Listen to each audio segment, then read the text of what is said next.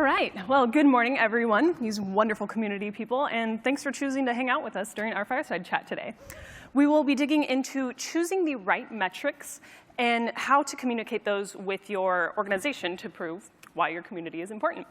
So I am your host, Virginia Graham. I am the community manager at Unusual Ventures, and I'm very pleased to share the stage with, I'm a little biased, my boss, Jamie Langskov over here. She is the senior director of Unusual Ventures.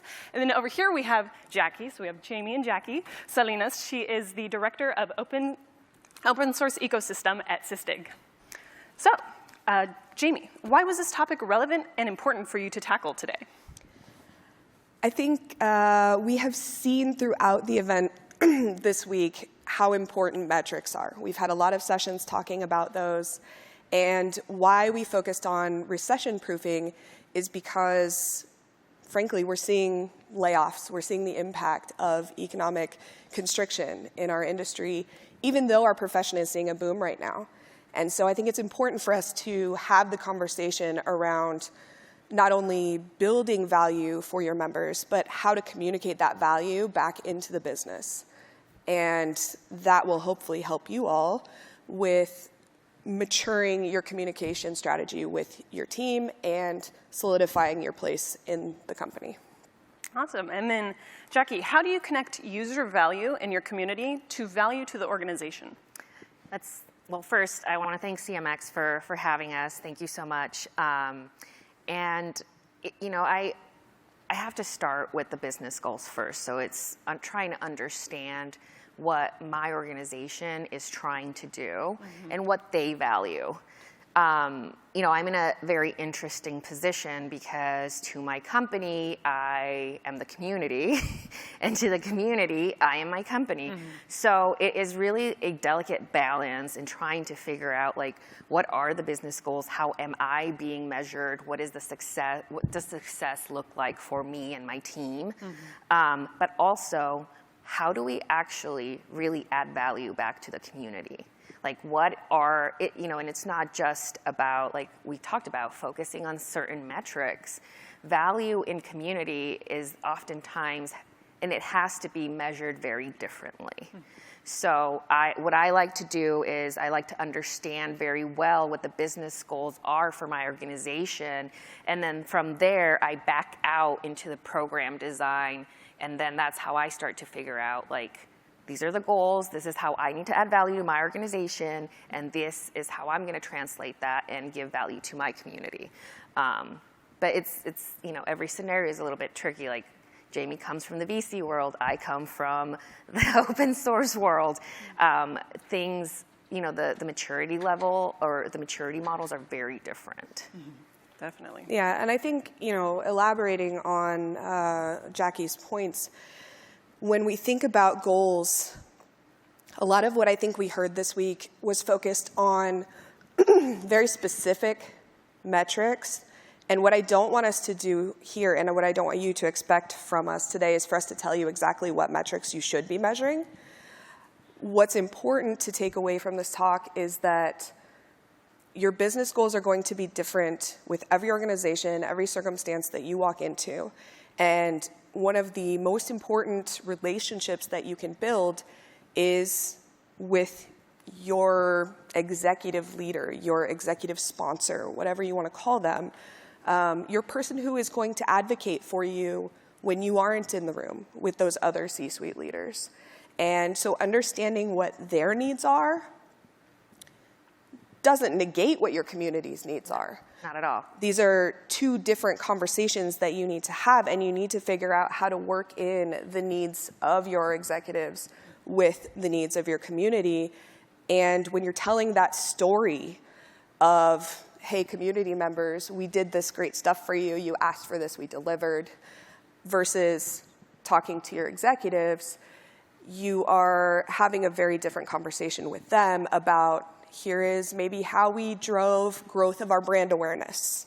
Here is how we increased our NPS scores amongst our customers. And so it's really important to have those early conversations with them to understand what their expectations are for the community. And sometimes that starts with asking a very blunt, why do you want this? why did you hire me? Because if you don't ask that question and get them to commit to that answer early on, you're going to spend the rest of your time answering that question for them. Ask 10 people and you'll get 10 different answers. Absolutely. I mean, and like, again, going back to Jamie's point, we're not going to tell you exactly like what metrics you need to be looking at and measuring, because there isn't a model that fits all. Your leadership is going to have a very different view on what they value than from the next organization. Like, I've had leaders value doing product hunt launches because they believe that's where community is. And so it's also having to adjust to your C-suite. And again, going back to your community and really start to build those relationships. I really, really believe it's all about personal relationships with your community. At least in open source, it really is, because these are individuals that are volunteering their time to develop a tool. So what they value and the things that they value is very different. So yeah, and again, it's going back to your execs and being like, why do you believe that community is a valuable strategy for the company? And what is that preconceived notion that you have about community? It's probably different from what you think it is. Yes, so very it's different. Good to be on the same page there. And Jackie, what is the difference between strategic metrics and then vanity metrics? Well, I think strategic metrics, it depends on how you design your program, and again, the value that you want to add. A lot of the times I focus on producing educational content for my community, because a lot of these developers in open source, what they're trying to do is find a solution quickly. And one of the biggest gaps that I've seen is in content development is documentation is very poor. And so how do you expect for people to adopt your tool if you're not making it easy for them to get started on that tool? So for me, I focus a lot on making sure that when I have a brand new community member join, I have an onboarding process, I understand what their needs are, and again, this is a very personal conversation that you have to have.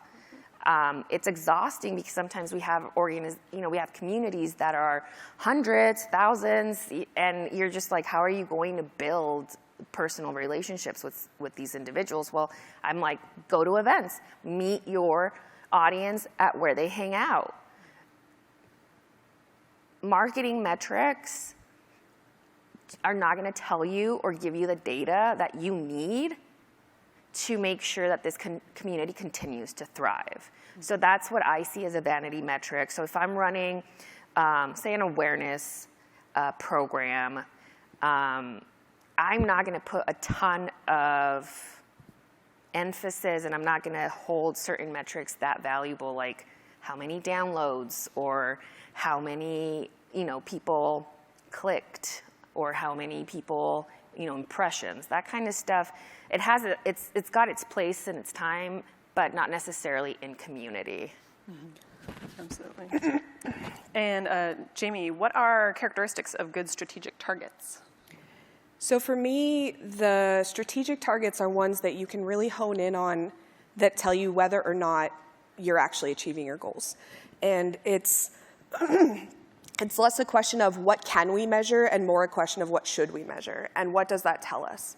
So I think when we think about data, there is an inherent desire, especially because for a long time we haven't had a lot of tools that have given us access to the data that we wanted. And so now that there are more tools available, we have this tendency to just grab on to all of the data and say, I can measure all of these things, and they're interesting, but are they strategic?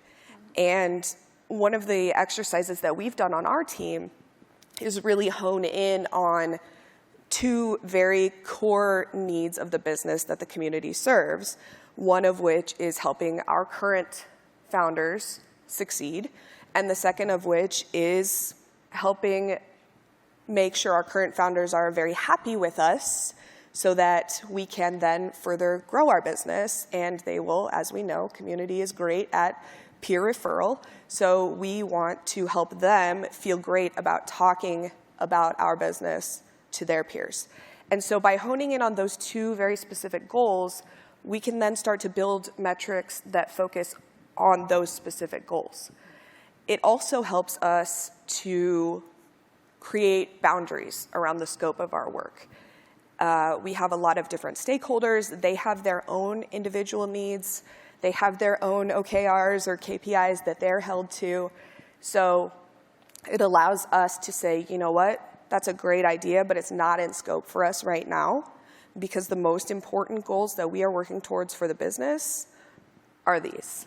And those are ones that not only do we agree on as a team, but that we have gone back and worked with our executive leadership to get an understanding on as well.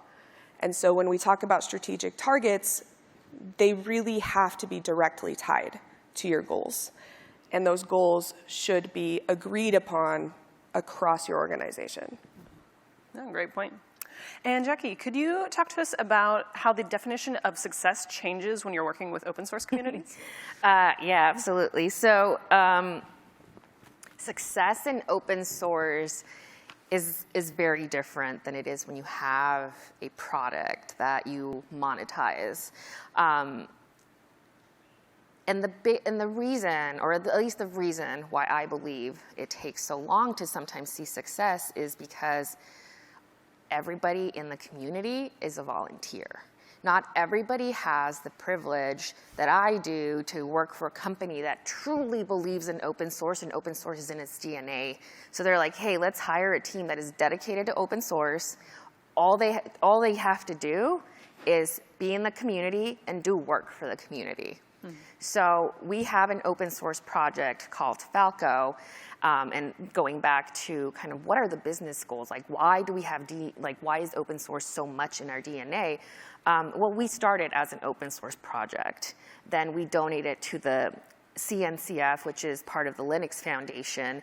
And so now what we're trying to do, where we see the strategy and the advantage is, hey, if we drive awareness and adoption of this free tool, then it benefits us, it benefits SysDig, because we will see people adopting it, adopting the free tier, basically the open source tier, and eventually they're going to come back to us and say, hey, you know, we adopted this open source tool, but now we need more support, we need more features, we need X, Y, and Z, right?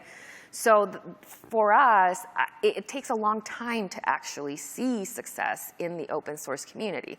The reason why, volunteers. We rely on other people's times and willingness and donation of their time. Otherwise, the project doesn't move forward.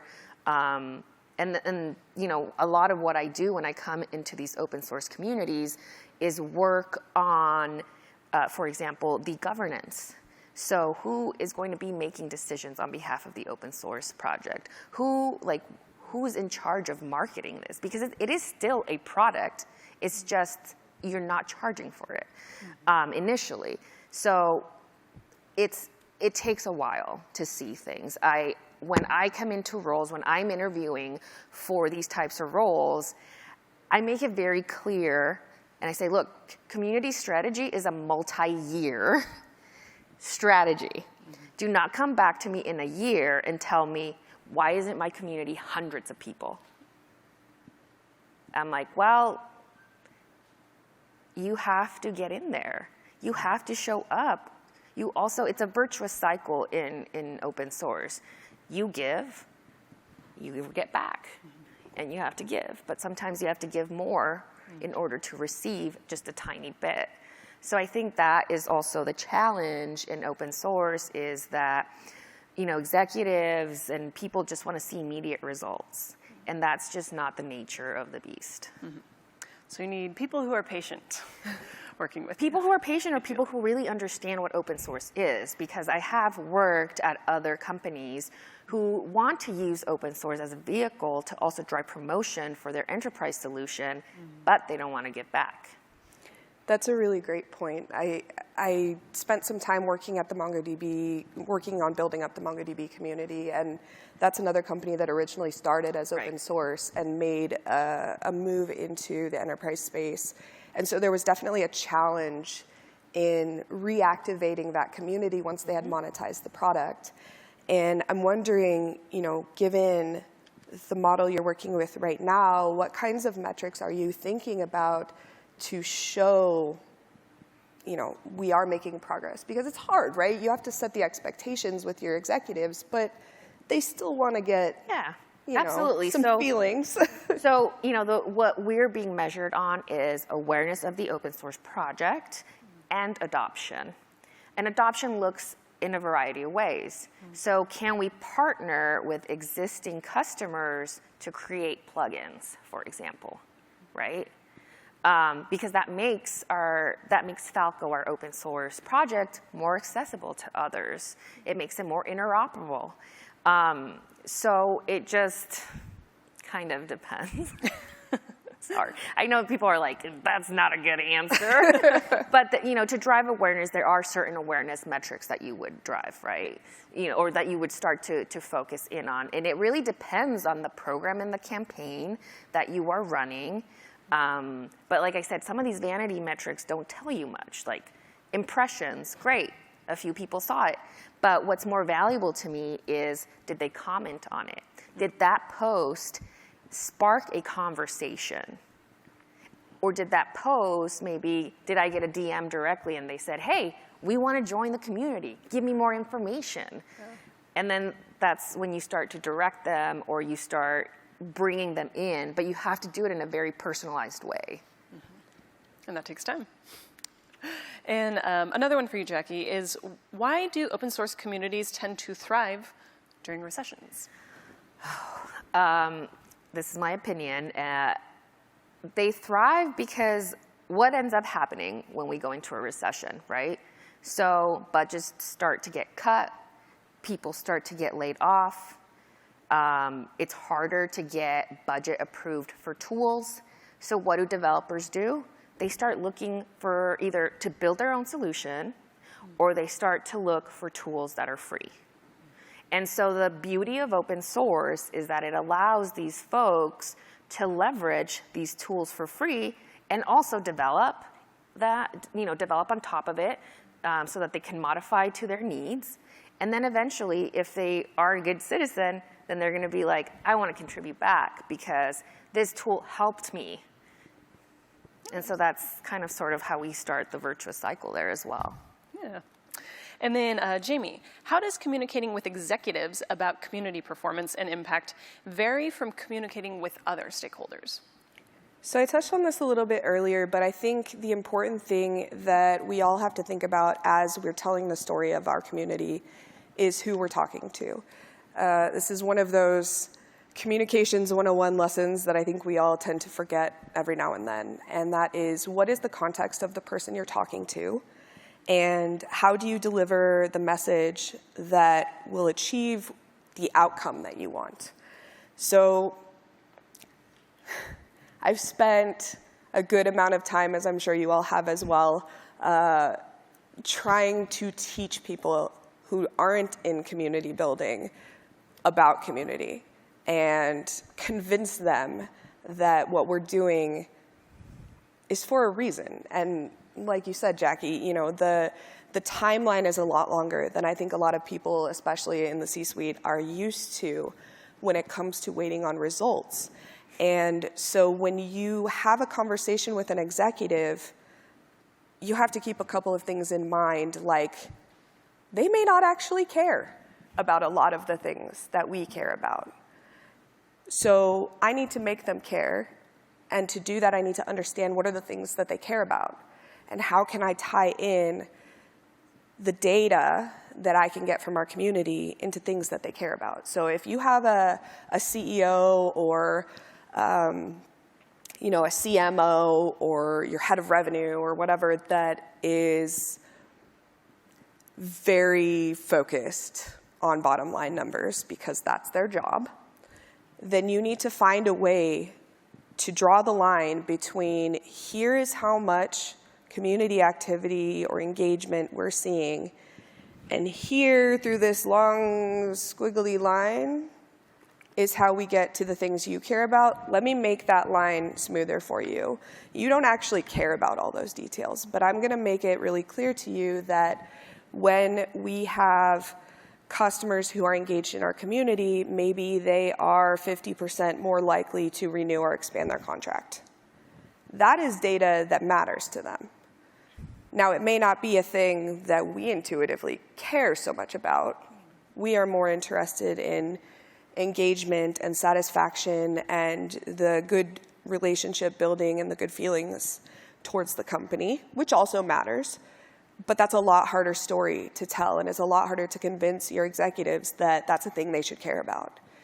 But if you can go to them and say, you know, we got 200 new customer referrals, qualified customer referrals that ultimately closed from members of our community, that's a number they can get behind. So again, it's a matter of tracking the metrics that matter to your audience, reporting those only when they matter to your audience, and there are going to be operational or tactical metrics that matter more to you and to your other stakeholders, but that when it comes to the person who decides who gets budget, they may not care. And so you need to be really, really clear in understanding and ask over and over again and go back to them over and over again and say, hey, I just want to be clear, we're still on the same page, right? That this is the goal for this program.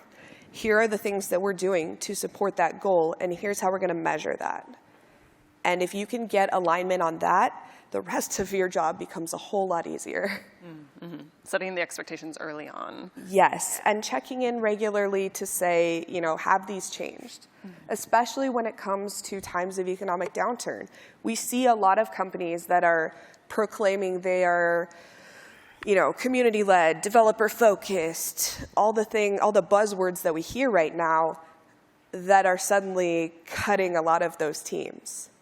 And in order to hold them accountable to the things they say are important, we have to be able to prove our value to the business. You cannot afford to lose us. Here is how we scale the things we're doing, which also helps during a recession, but also here is the impact to the things that you, C-level person, care about. Mm-hmm. Jackie, anything to add to that? No. Fair. Well said. And then for a final question, I'll start with you, Jackie. Okay. What closing advice do you have to the fellow community managers who are in the audience today? Oh, that's and to the ones really watching good online. one. You know, actually, I did have a point. I forgot.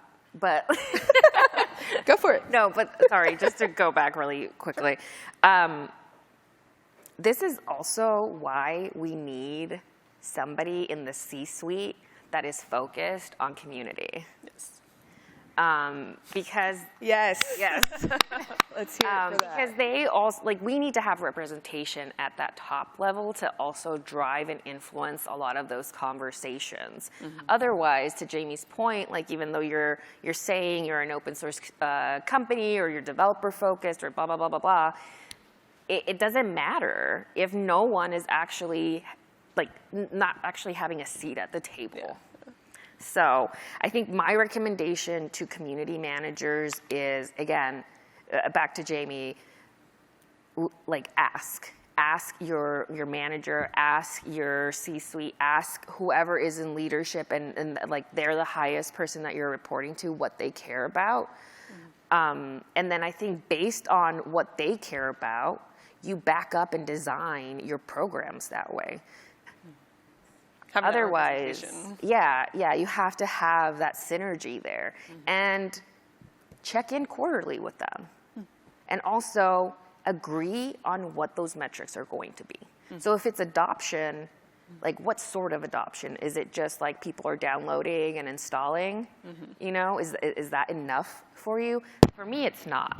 Mm-hmm. For me, like, especially in open source, people can access the through different ways. They could just go to GitHub directly, mm-hmm. and, you know, access the code there and copy it. So it's sometimes also challenging in open source to measure some of these metrics, because also developers are very sensitive to certain data being shared. So it's a delicate balance. Yeah. But again, go back to your leadership and say, like, what do you care about and why? Yeah. Because sometimes leadership has the craziest ideas. They think like, you know, oh, we got to do this, and you're just like, that has nothing to do, or the community doesn't care about that. Mm-hmm. So agreeing on what to measure and what not to measure also. Exactly. Yeah. And I'll repeat that last question for you. Closing advice that you have for people in the audience. Besides patience. I think also explore tools. Explore, like, do research on tools that can help you. I think that any time that you can figure out how to automate any of these dashboards or create a dashboard with the metrics that you have agreed with your organization, making it accessible, making it transparent, I think that goes a long way. How about you, Jackie, or Jamie? I think I'll talk a little bit about the hardest executive conversations I've had and how to avoid those. They're usually the ones where you put in a ton of work and you put together this report and you feel like, okay, we've all agreed on what these metrics are, and you go to share it, and your CEO looks at you and just says, what does this mean? I don't understand. And it could be things that to us are very intuitive, like, you know, active users and, I don't know, response time to questions and things like that. And it's not that your CEO is not intelligent. It's that they lack the context that you have by being day-to-day in your community. And so I think that the things you should look for when you prepare to talk to your executives about your community's performance, they should be not only easy to communicate and understand, but they should also be actionable. Because the other question your CEO is going to ask you is, so now what? What are we going to do with this? And if you are presenting those vanity metrics that are, again, they're interesting, they're nice to know, but they don't really tell us what to do, you are only capturing a very small part of the story, and you're not bringing solutions. And I think that's what most CEOs are looking for us to bring them at this point is, and this is my experience based on working with founders especially, is they know they need community, they don't always know why. And then they definitely don't always know what to do with it. And so they're looking for us to not only educate them and propose what the strategy should look like for their particular situation, but they're looking for us to educate them on why the things we're doing matter to them as a business owner or a business leader. And so if you keep those things in mind, it will make those conversations so much easier for you, where you can say, look, I get you have 500 things going on right now. Let me help you understand really high level how the things I'm doing are helping you with your to-do list. And I think that's something that translates to all stakeholders, but especially for C-level folks who are trying to manage this massive pile of to-dos and who knows, fires burning and different priorities. Chaos. Or competing priorities as well. Right. So anything you can do to help take the burden of thinking off of their plate.